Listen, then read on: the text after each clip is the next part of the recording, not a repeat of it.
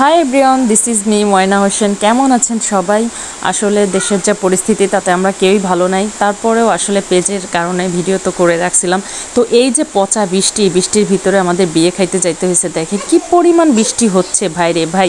সেই বাড়ি থেকে বেরোইছি বৃষ্টি মাথায়, আর পুরো আমরা যে কমিউনিটিতে সেন্টারে পৌঁছাইছি পুরা বৃষ্টি। তো এটা ছিল হচ্ছে খালিশপুর নেভি ক্যাম্প, ওইখানে হচ্ছে আমাদের বিয়ের দাওয়াত ছিল, আমাদের রিলেটিভের বিয়ে। তো এই যে আমরা উঠলাম, তো সেন্টারটা তো অনেক সুন্দর, অনেক বড় প্লেস, আর্মি ক্যাম্পে হচ্ছে বিয়েটা অ্যারেঞ্জ করা হয়েছে। কিন্তু বাইরে যে কি পরিস্থিতি তো না দেখলে বুঝবে না, এত পরিমাণ বৃষ্টি হচ্ছিল। তো চলেন আপনাকে সবাই একটু ঘুরাই ঘুরাই দেখাই দিই কেমন হচ্ছে কমিউনিটি সেন্টারটা। এত সুন্দর, অনেক বড় প্লেস, আর এখনও পরিমাণ কেউ এসে পারে নাই, সম্পূর্ণ আমরাই আর কিছু লোক সংখ্যা হয়তো আসছে। তো আমরা স্টেজে যে একটু ছবি টবি তুলে নিছি, ভিডিও করে নিছি, যেহেতু ফাঁকা পাইছি আর কি। এখনও কেউ আইসা পারে নাই, এখনও মেয়ে পক্ষ মানে ছেলে মেয়ে দুটোই হচ্ছে একসাথে তারা করছে আর কি, একসাথে প্রোগ্রামটা অ্যারেঞ্জ করছে। তো এই যে জামাই যেখানে যায়, জামাইয়ের কাজ হচ্ছে সালাম করা, আর সালামি তো পেয়ে গিয়েছে, নতুন জামাই বলে কথা। তো এই হচ্ছে আমাদের অবস্থা, সবাই আমরা একসাথে হইলে সব গল্প আড্ডা। আর যেহেতু রিলেটিভের বিয়ে, এই জন্য সমস্ত আত্মীয় স্বজনরা সব ইনভাইটেড, আর সবার সাথে দেখা হওয়া মানে তো খালি গল্প আর গল্প আর গল্প। তো এই যে ওখানে আমাদের রুমি আছে, তারপরে ভাইটু আর কি ফারাজ বাবুর, আর এই যে আমরা সবাই বসে গেছি আর কি খেতে। ক্লাবে বিয়ে হওয়ার একটাই সুবিধা হচ্ছে, আসো খেয়ে দিয়ে চলে যাও, মানে কোনো ঝামেলা নাই, কোনো প্যারা নাই, কোনো কষ্ট নাই। আর বাড়িতে বিয়ে হইলে রে ভাই দৌড়াইতে দৌড়াইতে আর নিজেদের রথ লেগে যায়। মানে এই হচ্ছে বাড়ির বিয়ে আর ক্লাবের বিয়ের মধ্যে পার্থক্য।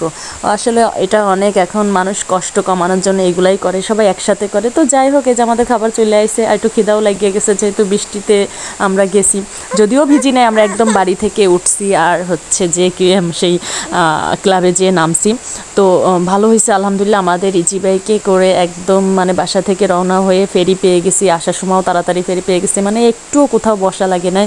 আমাদের লাকটা আসলে অনেক ভালো, আর হচ্ছে খাবারটা অনেক অনেক ভালো ছিল মাশাল্লাহ। আর হচ্ছে আমরা এই যে সবাই খাচ্ছি, একটু পাল্লাপাল্লিও চলতেছিল, আমাদেরকে আর কি একটু চেতানো হচ্ছিল। আর পুচি সোনাকে তো রেখে গেছি এই বৃষ্টির ভিতরে, পুচিকে নেই নাই, পুচির বাবাও যায় নাই। তো কি আর করা, আমরা সবাই মিলেই হচ্ছে মজা করলাম। তো বৃষ্টি হোক আর যাই হোক, বৃষ্টির ভিতরে কিন্তু অনেক, বৃষ্টি যাদের ভালো লাগে আর যারা বৃষ্টি প্রেমী তাদের তো অনেক ভালো লাগবে, যেমন আমারও খুব ভালো লাগে। আর বৃষ্টির ভিতরে এরকম একটা প্রোগ্রাম হয়েছে, তো খারাপ না, সব মিলেই আলহামদুলিল্লাহ।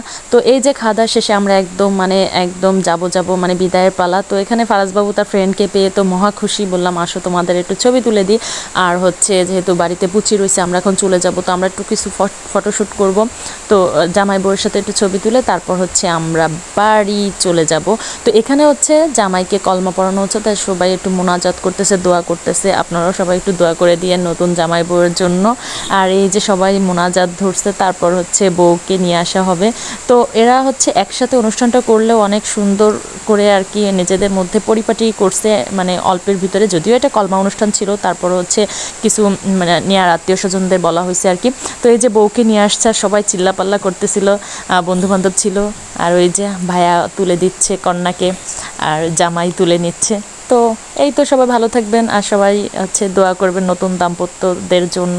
দুজনেই কিন্তু ডাক্তার দোয়া করবেন সবাই। আর আমাদের বৃষ্টি মুখর বিয়েটা অনেক মজাই হয়েছে। টাটা।